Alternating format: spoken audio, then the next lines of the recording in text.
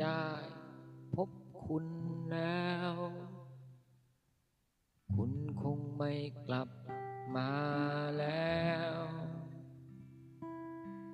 คุณเงียบไปเลยไม่มีวี่แววหรือจะทำอย่างไรกับทีนี้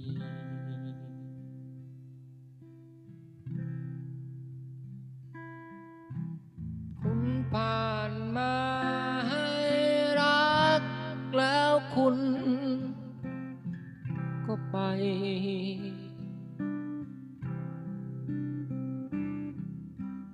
โลกสด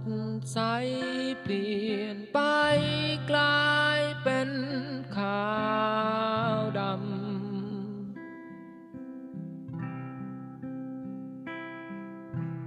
จำแต่ฝัน